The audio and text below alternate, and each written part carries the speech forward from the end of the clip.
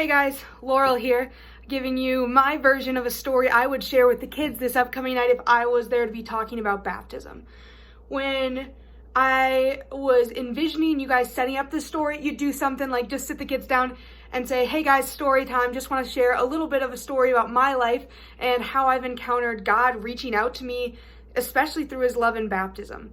For me, I don't actually remember when I was baptized. I was just a little baby. It's kind of a funny story actually, because my mom and my dad, neither of whom were going to church, thought, you know what we need to do? We need to raise our kid so that they have good morals, so that they can tell right and wrong. So on some random Sunday, they said, you know what would help if we gave our kid a faith? A faith would help them understand right and wrong. So that they went to a Methodist, a Catholic, and a Lutheran church, and they liked the Catholic homily best. So they baptized me Catholic. Great, funny story, but at the end of the day, it meant that I grew up thinking my faith, being baptized, was just about knowing the difference between right and wrong. It was a lot of rules, and they were maybe good rules, but that's all it was. I didn't really understand baptism until I was in 7th grade, and I went to summer camp. Because at summer camp, everything changed for me. Instead of becoming about rules, it became all about a relationship. It became about a relationship with Jesus. And that thing that had been planted in my heart at baptism when I was just a little baby, all of a sudden opened up inside of me, and I could have a relationship with this God who had gone out of his way to find me first.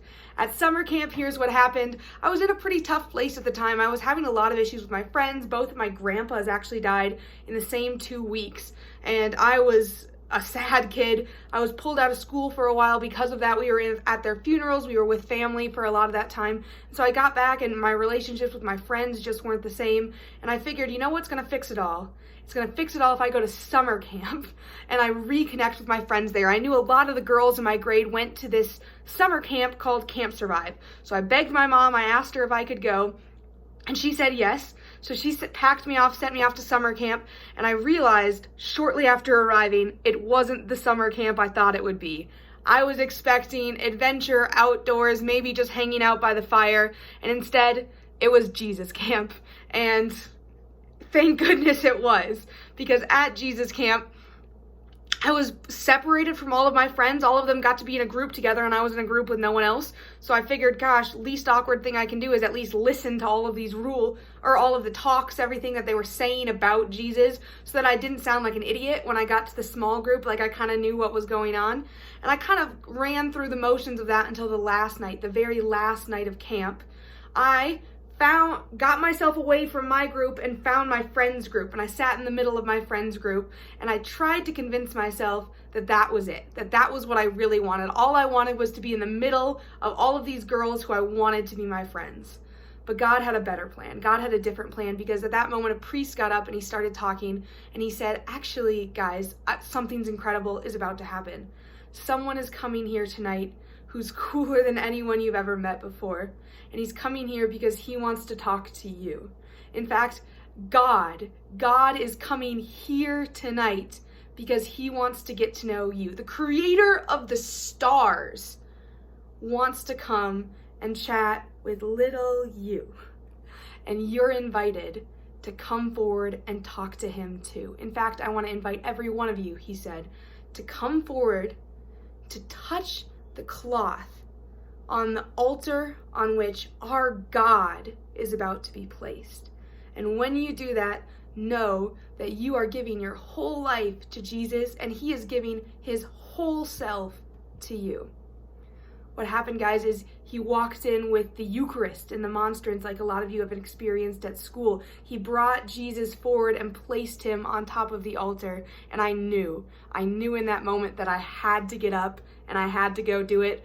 But my goodness, was it awkward, because I thought I was in the middle of all of my friends, and there was like small rows, right? So in order to get to Jesus in the Eucharist, what I had to do was like awkwardly walk over and around all of my friends, and I knew that they would all think I was super weird for doing it. None of them were going up, none of them were moving, and I thought, oh my gosh, I've got to choose.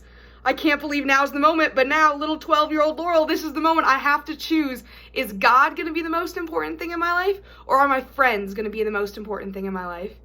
And thank goodness, I chose God. I got up, I made the awkward walk around everyone, I went up to the front, I reached out and I grabbed the cloth. And in that moment, something really strange actually happened. Deep down within me, I realized I was a sinner. And it was a phrase that never made sense to me. It wasn't just about right and wrong. It was about something deep within me that wasn't right, that made me unhappy. But at that same moment, I also had this sense of Jesus reaching out and lifting up my chin. And it was a simple motion and there weren't really words to it, but looking back, I can say that in that moment, I knew that I was loved, that he cared about me, that he wanted to know me, and that he wanted to make my life something beautiful and full and happy. And in that moment, for the first time, even though I had been baptized years before as a kid, I knew what it was to be a part of God's family. Because that's really what it's all about. Every one of you who's baptized or is going to be baptized is a part of God's family, and he wants to bring you happiness and peace and fill your life with things that are far more important than just friends who sometimes are awesome and sometimes let you down, or whatever else it is that's first in your life right now. So guys, that's what I would do for story time. If you don't have a story, feel free to share my story with the kids. The 7th graders have actually heard that story earlier this year. I guess you could tell them to it again if you're one of the 7th grade leaders, but I hope you're able to share your story tonight about the moment when baptism became real for you, whatever that looks like. Keep it short, keep it story, and convey the point. The big point tonight is just about baptism is becoming a part of God's family, and that's not just an abstract, loosey, it's a very personal thing. It's a personal thing, it's a personal relationship, and that's what we want to convey to our kids in story time on Sunday.